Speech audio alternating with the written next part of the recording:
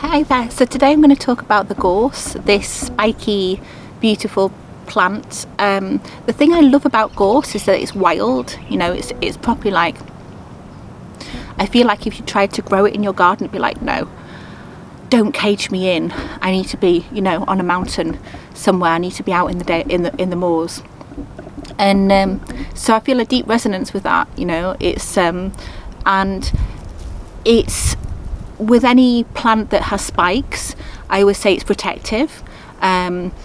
We can call in these plants as our allies to protect us and kind of ask us for this wisdom to come through. And the way they do that is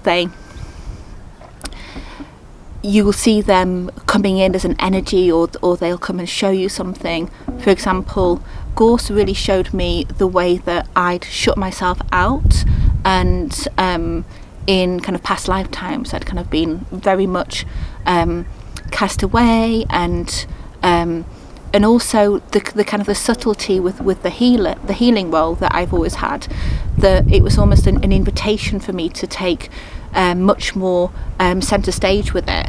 So I speak of in my plant spirit journeys about the gorse, about being welcomed home. The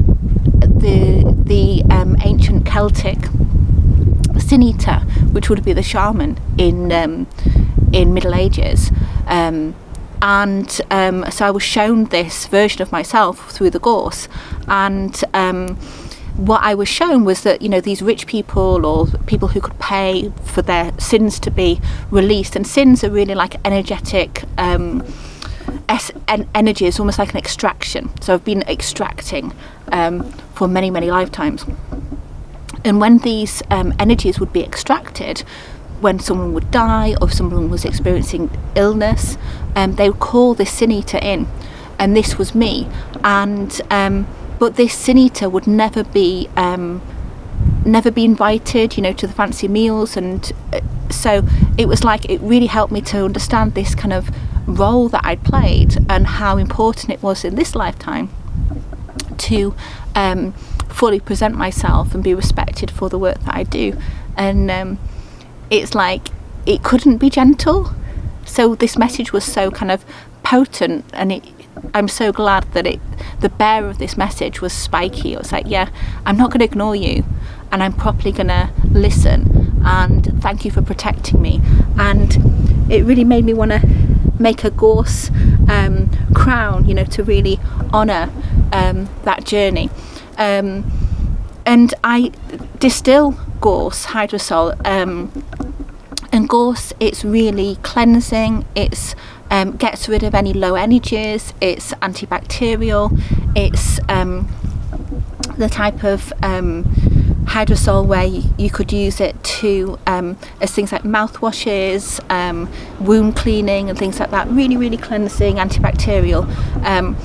And then energetically, it has this fire element, which is no nonsense. It's energy giving. Whereas I would say that something which was an air element helps with releasing energy. So whenever you've got a fire element, like you've got lemongrass, you've got rosemary, these oils, these plants, they're getting things moving in your body. They're kind of really invigorating. And so I made this gorse hydrosol fire blend. Well, I've used the gorse hydrosol for the fire blend, and I honoured my witchy self with this picture, I don't know if you can see, and the gorse.